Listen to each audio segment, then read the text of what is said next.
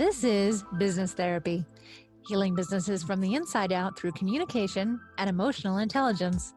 I'm Diane Hansen, management consultant, and with me co-host Christine Salvo, therapist, certified mediator, and certified hypnotherapist. Good Good morning.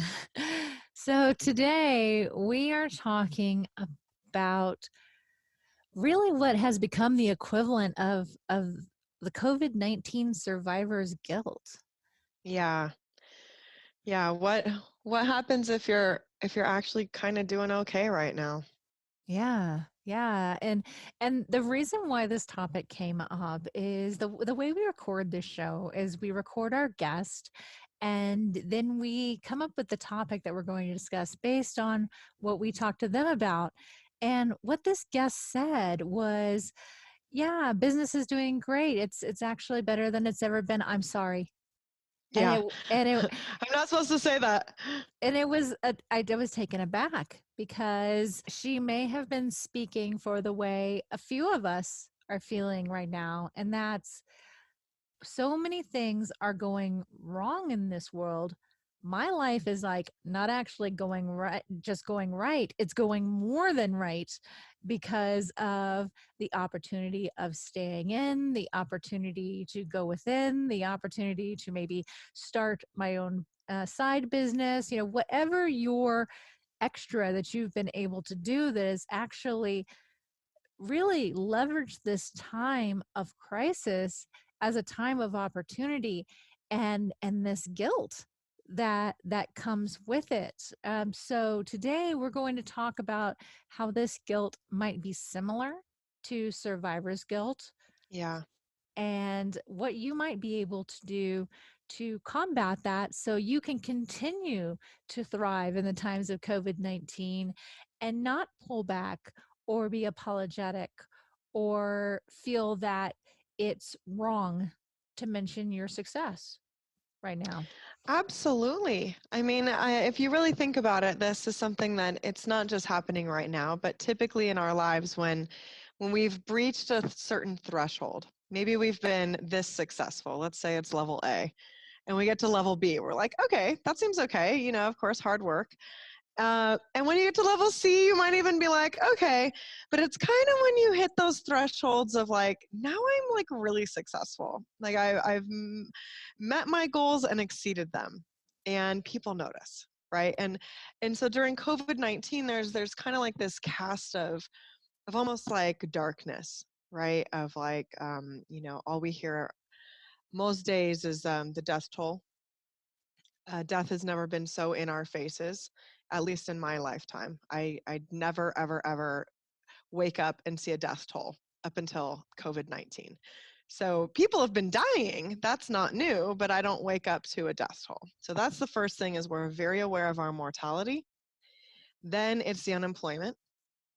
So we've got a lot of statistics, we've got a lot of numbers, we've got a lot of repetitious talk about how people are out of work and things are happening and people dying and suicides are on the rise and mental illness and all the domestic violence and child abuse. And it can be very inundating, and it can absolutely make us almost feel like we're visiting a third world country. And I don't know if you ever have, but the first time I went to a third world country, I was shocked. Like, oh my God. And there was definitely some privileged, American guilt going on. Like, oh, I have shoes and I have lots of shoes. And maybe some days I'm not so grateful. And look at these people that are just trying to literally feed themselves a meal today. And that comparison piece is really what starts to mess with our psyche. Yeah, exactly. And I think we can even break it down into pieces. Like there's a lot of people who are unhealthy right now, and I'm super healthy. There's a lot of people who are struggling right now financially with jobs. I'm not struggling financially. There's all these comparisons, and then, that kind of guilt sets in of, ooh, should I feel bad about this? Well, I think especially, speaking about industries that can capitalize Right. a situation like this, industries that are doing more business, not less, because of this. And our guest has a blog that she runs, and she is monetizing through advertising, and it's all about how moms can work from home. And what's everybody doing right now? They're working from home. So because of this change, she is making more money. Right. And this kind of idea that nobody should be doing well right now. And it's unspoken. It's definitely unspoken, but it does feel kind of like, oh, you're enjoying your quarantine. How dare you? Don't do that. That's not right. Right. And Right. your online shopping, non-essential things that you want, and it's like, yeah, I get that there's a virus going on, but I'm still alive, and I still want to be entertained, and I still want to get the new Yeah. dress, and I still want to progress in my life while I can. Because if we're not facing it, it's not that it's not in our faces enough. It is in our faces. But should we just press pause? Should we just not progress or work on ourselves or work on our lives or be entertained? Exactly. And it was very interesting. And before I intentionally unplugged myself from the news media and from social media, one thing that I was seeing quite often was that, isn't it nice, all these people going on their quarantine vacations and who can afford to do so, and they're the ones who want our country to stay shut down. So Oh, there's a blame going on as well. And it's heavy, and it's anger, and it's one of those things that it's one thing to have this be only self-imposed, but a lot of the especially social media and communications from those who want our country to open back up are, none of us, very broad brush statement, none of us are doing well. If you are doing well, you are either rich, you have lots of savings, you are capitalizing off of this, you dirty scum. right. These statements out there that are intended to cause political pressure are also causing personal pressure on those who do work to make a living, who may be essential employees, doctors, nurses, etc., who need to show up to do their jobs, individuals who have jobs that can convert well to work from home and are, so they're not seeing a disruption in income, and because their companies that they work for have not seen a drop in business, they haven't seen layoffs. None of this is that person's fault.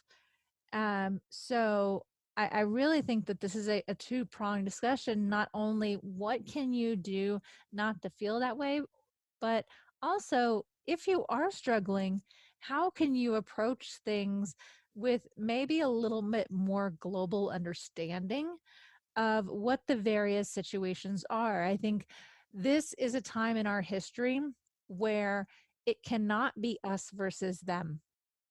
Absolutely. Yeah. Yeah. And community is key, right? So if we were really looking at some solutions here, one of the things I always love to say, and before COVID, is I get a lot of people in my office at certain ages, really any age over 21, and they say, I can't believe I'm going through this at this age and stage of my life. And whatever it is, whether it's divorce, bankruptcy, financial ruin, career change, everyone's shocked when they have to go through something at a certain age that's hard, right? Because we have some kind of we have these fake timelines that we base our lives around, like by this time I should be doing this, and by that time I should be doing that. And when life says, sorry, you're going to get something else, there's a lot of shame. There's a lot of guilt. It can lead to depression. It can lead to really, really dark places. But this idea that I'm shocked that I'm where I'm at right now. So what I love to say is, first of all, you're learning how to receive at that point. You have to learn how to ask for help, how to be given help, and how to be gracious about it. Right. After that, when you're not in that place, but because we all have our ups and downs in lives, they're valleys and hills and everything in between, right? So when you're in an upswing, like some people are in an upswing right now, this actually is helping them, it's benefiting them, and not to any fault of their own. There's a big old world, and just sometimes you win, sometimes you don't. But in this upswing, this is your chance to really help. And when you're in the downswing, it's your chance to really let people help you. But it's all about, I love to kind of visualize this infinity sign, that it's just energy in motion. Sometimes we're up, sometimes we're down. And as long as we keep in the mindset that when I was down, people helped me and I'm going to help others. And when I'm up, I'm going to remember that. We can kind of keep that global economy going, right? Right. And still work on celebrating each other. This is not a time for pitchforks. This is a, wow, I can't believe that you're freaking thriving right now. I can't believe the work that you've done and the way that you pivoted and all the changes that you had to make this work for you. Kudos. Right. Teach me. Exactly. Instead of criticizing someone or being Teach jealous, me. teach me. Exactly. Exactly. There's this competition over collaboration vibe that makes people less teachable, makes people less coachable. If I am competing with you, I don't want to learn anything from you. I want to learn how to do it better than you, and then I'm not going to tell you how I learned how to do it. If I'm competing against you, I am looking to win. And this isn't about, there's no trophy. We don't get to win COVID-19, you know. Well, hopefully we do, Yeah, we but don't get to that's win, different. but we're not gonna, we're not gonna come out with personal trophies. Like, there's not gonna be a leaderboard at the end of this. Like, No, here's who thrived, here's who didn't, here's who right, failed. Yet, yet we behave as if there's a leaderboard in life, and right, there is no leaderboard in life, and it's okay to be at the top of the leaderboard and not have to apologize for being at the top of the leaderboard too. I think the apology comes is when you take that top of the leaderboard and use it to say, yeah, I am better than you. I am better than you because X, Y, and Z. Now apologize for being on the top of the leaderboard because you're taking the position all wrong. right. Yeah. But And if yeah, you're looking at this situation with the survivor's guilt mentality, what survivor's guilt is you've basically been through a traumatic experience and someone died. That's typically the case. So let's say I was in a natural disaster, there was an earthquake, and my next door neighbors, the whole family died, and my house was left intact. Or I was in a car accident and something happened to someone in the car with me.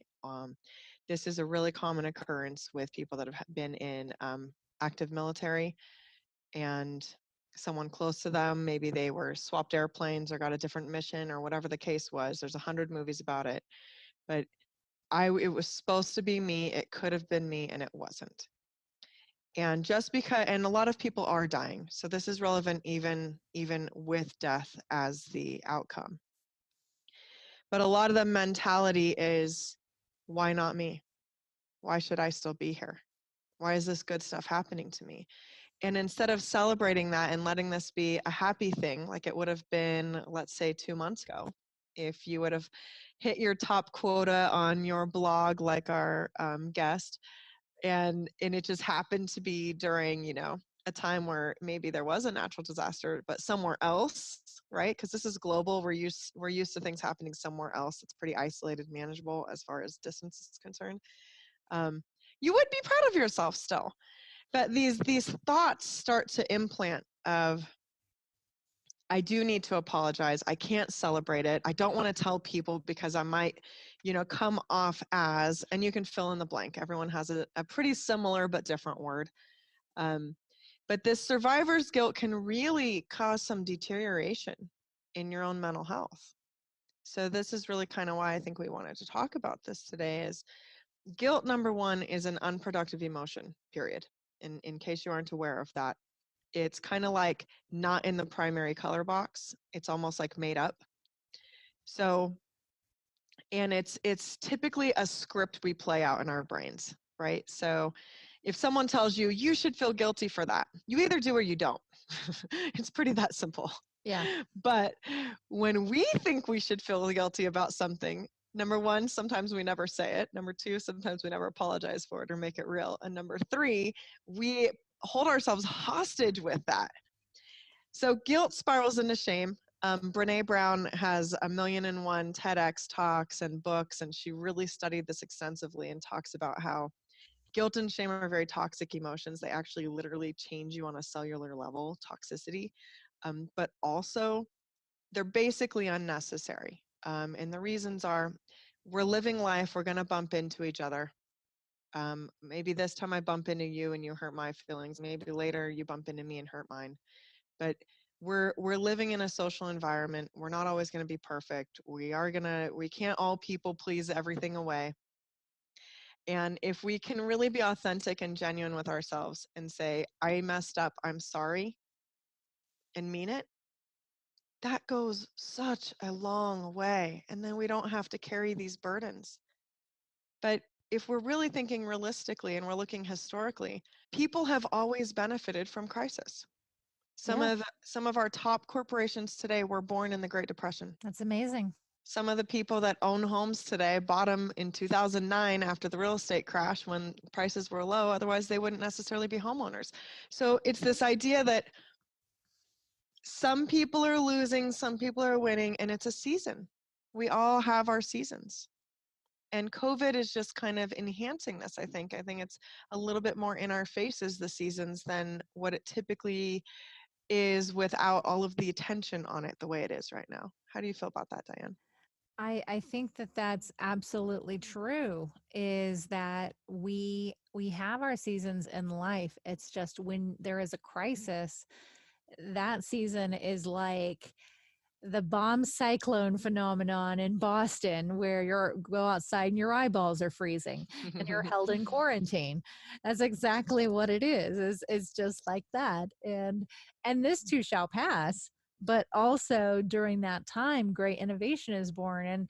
And I'm thinking about William Shakespeare. And William Shakespeare, during the Black Plague, his plays couldn't be presented, so the theater houses were shut down because everyone was at home without internet. By the way, aren't we Right. fortunate? And he lost several relatives, and the time that he spent in isolation there actually resulted in him creating new work that was incredibly well received. And it's amazing those who are creating right now and are innovating right now, because that is really important right now. And again, not to have that survivor's guilt, but don't feel guilty if you have survivor's guilt either, because that's like double guilt. And I was looking up corporations born out of the Depression, because that really drives it home that lasting things can be Yes. created in this time. And I just want to read a list of 13 massive companies that were born out of recession or depression. General Electric was launched in 1892. General Motors, 1908. IBM, 1911. Disney, 1929. HP, 1939. So now we're coming out of the Depression. But then we have another recession. Hyatt, 1957. Trader Joe's, 1958. FedEx, 1971. So you have all of these companies that were started because of downturns. And it's really, really, really interesting, because Thomas Edison and Company launched General Electric right as the nation was heading into the panic of 1893, a period of 16 months where business activity dropped nearly 40% across the nation. Nevertheless, he persisted and went on to be one of the original 12 companies listed on the Dow Jones Industrial Average. Yeah. Huge. Yeah, it is huge. Absolutely It is huge. huge. And so even outside of the survivor's guilt, I think right now, I love that you read that list, that this is not a time to give up. And if I could tell you a common theme that I'm really hearing in my sessions lately is it's what for, why should I? Yeah. And this is actually really happening more with younger people, with kids in school. Yeah. What's the point? What's the I don't point? get to graduate. There's going to be no world because unfortunately for them, they're getting so much negative information that there's not going to be something for them. And this is not a time to lose hope. This is not a time to lose focus. This is not a time to say, who cares? We will come out of this. We will be different for sure, just like we have always been. Yeah. But humans are incredibly resilient. We are Absolutely. so incredibly resilient. Absolutely. And even where industries go bust, I think what's interesting about this is that Google was launched in 98 and Salesforce in 1999, right before the dot-com bubble burst. Right? Facebook right before the Great Recession. So innovation precedes and follows crisis. Absolutely. It does. It really, really does. And I think that's why um, my passion project has become more of an obsession lately because people get stuck. And it's because we're human that we get stuck. Humans get stuck in this downward spiral of blame and victimization and joining forces with hate. So, hey, I hate that this is happening. Let's everybody violate social distancing protocol and go in front of the Capitol and brandish our weaponry and do all these things. Um, and I think that it's just important to know where you're at, challenge where you're at, and then make a conscious decision to really listen to yourself and say, listen, I need to find my middle.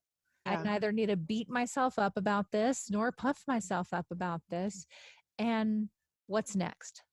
Right. What's next for me? Okay, I can't go to work because I was laid off, or I Right. can't go to work because my industry is not allowed to operate. Tattoo Right. artists, for example. So, okay, that is the truth. That is the absolute irrefutable truth. However, around every absolute and irrefutable truth are adjustments to truth. Absolutely. But maybe that's not true because I can leverage my talents in another way. And how can I leverage my talents in a way that's going to enrich me, enrich others, and who knows, it might birth the next Microsoft. Yeah, absolutely. Absolutely. But also if you are feeling that, or if you have mental health issues and you're not being treated, seek treatment immediately, please. Yes, absolutely. Self-isolation, this is no joke. A lot of people really are alone. A lot of people maybe have contact with 3 to 5 people. And if you are struggling with mental health, please reach out. If you are struggling with food, please reach out. This is not a time to have pride, and it's not even about tuck and tail. We are in this together, and let's celebrate each other's achievements. This is not a time for jealousy and competition. Competition is good for sporting events and people that signed up to play in them, that trained for them. This is life. This is life, and this is life on life's terms. And it's not a competition. We do all get our seasons. So, maybe your friend's doing well financially, but maybe your marriage is killing it. You don't know. You may not even be aware of the ways that your life is actually going pretty good too. You're just focusing on the one way that someone else is showing. Right. So And what you let's focus show on support increases. for our friends that are doing well. Yeah. Let's Yeah. honor ourselves no matter what state that we're in, knowing that it's seasons, and really getting more of that community mind of no matter what happens, how do I want to show up different? And if I were going to innovate, if I were going to show off a gift and talent, if I were, instead of feeling guilty, and this isn't like because you feel guilty, do these nice things. That doesn't necessarily equalize it. A lot of people think that it does, but it's really going, sit back and do your gratitude list. Thank you. Yeah, Receive. Thank you. And when someone comes to you or you see a post somewhere and someone's going like, I'm suffering, you go, private message, don't make it a big old public thing, but can I help you? What can I do to exactly. make it a little bit easier for you? Exactly. And and just really kind of creating that, because we can get through this. And the people that are suffering right now, pray. I'm a big fan of prayer. Send your prayers. That's one of the most beautiful gifts you can give someone, is pray for them. Exactly, exactly. And as I interjected a little bit before, what you focus on increases. So if you're focusing Absolutely. on your gratitude, you're going to get more to get grateful for. Mm-hmm. And if you're focusing on what's wrong, you're going to start seeing more and more of that. It's like driving down the road and when you were a kid with your siblings and you were playing I spy with my little eye something blue, and all of a sudden everything is blue because you're actively looking for blue.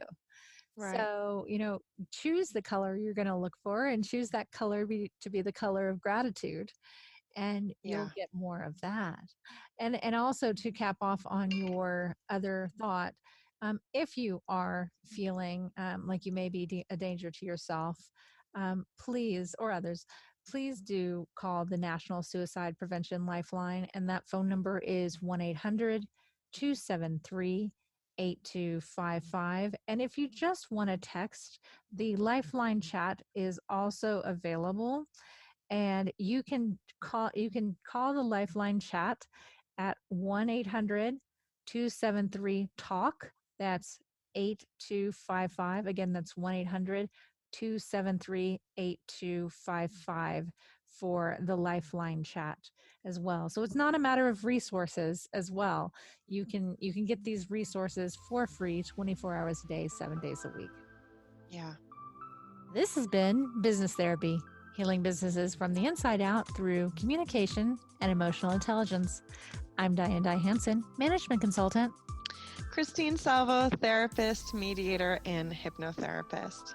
Thanks so much for listening today. Have a wonderful morning. Have a great day.